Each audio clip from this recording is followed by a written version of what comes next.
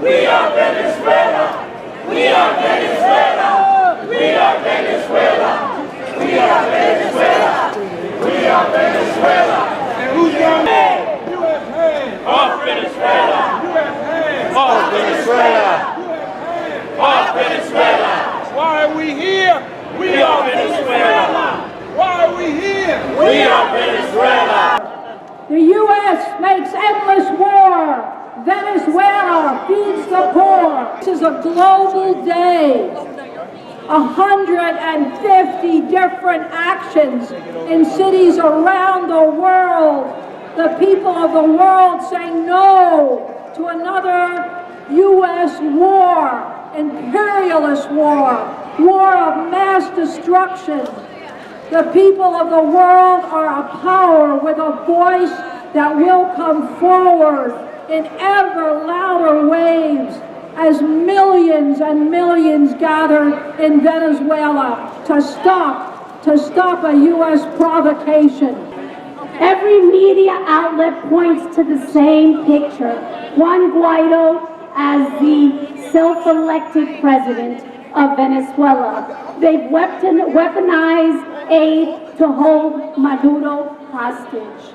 I want to let you know what no other media outlet is talking about, and that's the sanctions imposed on Venezuela, and that is the reason why it is impoverished. Citibank closed bank accounts in Venezuela and blocked the transfer of $300,000 for a shipment of insulin.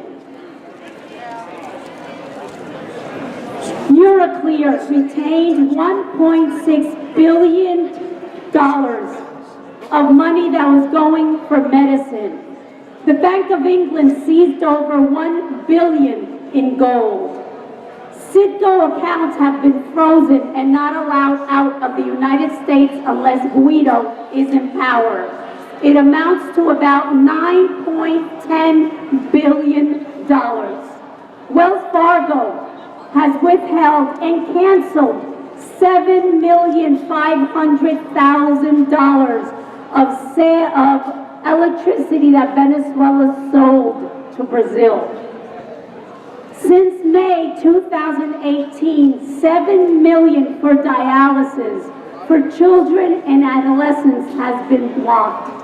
So don't tell us this is about humanitarian aid, because you, the United States and its imperial powers, have blocked monies that go to the aid to help children and families, medical, economic, every type of money that Venezuela has been very successful in moving throughout the world through its petroleum and natural resources has been blocked. These February 23rd national and international actions have become a magnet for all anti-imperialist and solidarity activists and many, many others. We are all overflowing with anger at this arrogant campaign, once again, of Yankee imperialism. The only humanitarian crisis that we should be fighting for is the humanitarian aid that the U.S. government owes migrants around the world. Today to fight for no borders, no walls, no war in Venezuela. These pigs operate the same way all the time. They don't change. They come into your country, they try to kill off the people who will not go along with their dominating terroristic tactics. They steal your labor and your wealth in your land.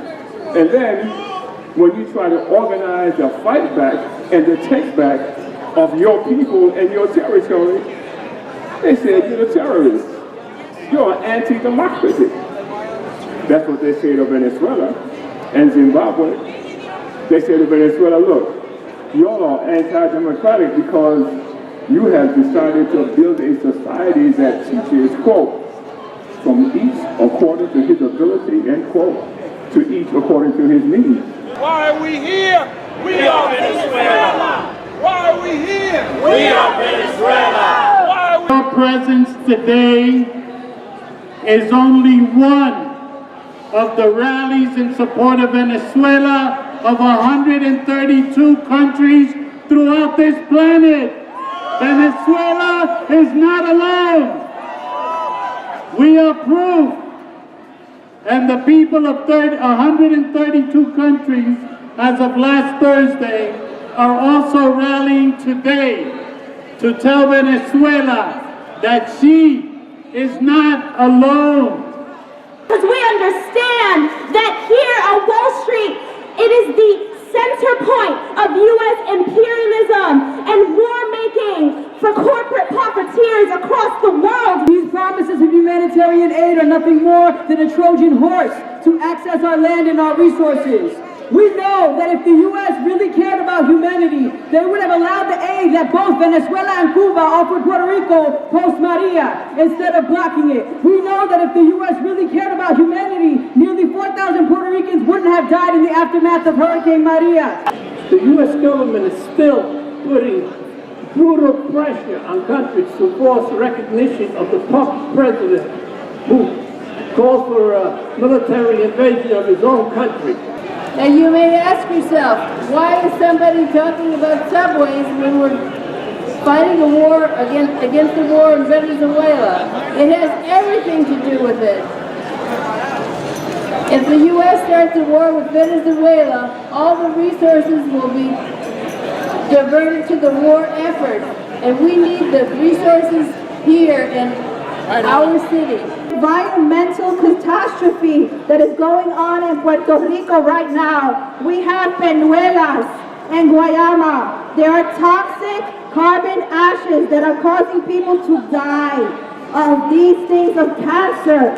There is also the closing of schools all over the island. More than a third of the schools have been closed on the island. And when I make the parallel to Venezuela and our brothers and sisters that are offering free education, that are offering university education, when the University of Puerto Rico is being dismantled and the students are in the streets fighting to have education in their country. Meanwhile, the investors are coming in and taking a land grab.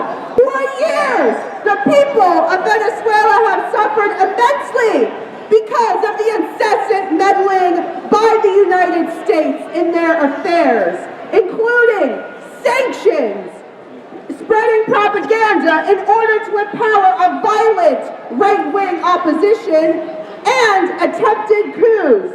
All because Venezuela has dared to democratically elect a socialist bus driver as their leader. If you want a primer on imperialism, you just have to look at what the monsters who run the U.S. government are doing in Venezuela. Trump, Pence, Pompeo, Abrams, Bolton, and the like. One, they create hardship in Venezuela with economic warfare. Then they blame the Maduro government for the hardship.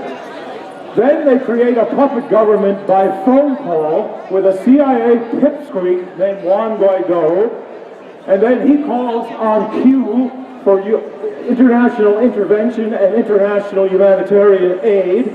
And then they create, at the border, an armed convoy to bring the aid over the border, and they televise it. And it's happening now as we speak.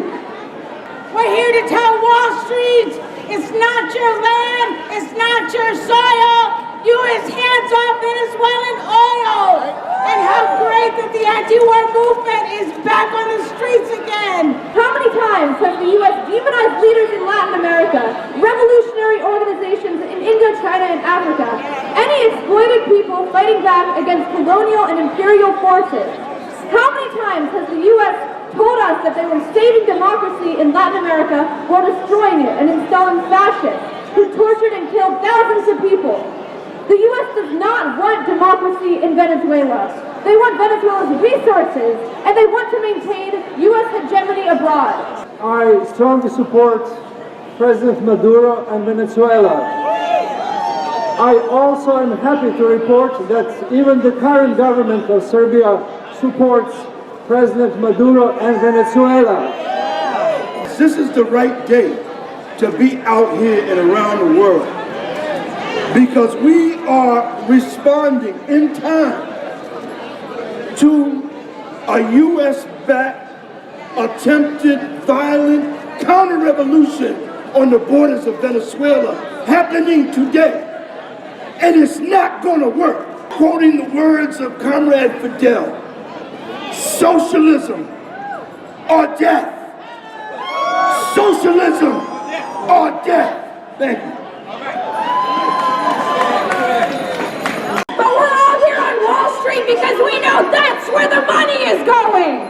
That's where the money is going. These endless wars, it's because these people need another yacht. It's because these people need a pied a terre. It's because these people can't stop with their profit seeking until we're all dead. Until we're all dead. And we're here because we know that Venezuela is an important component in global revolution, in global liberation for all people. And that's why we're here to say, where is their money? Give them their money back. You owe them more. You owe them reparations. You owe everyone from every movement in the global south reparations now.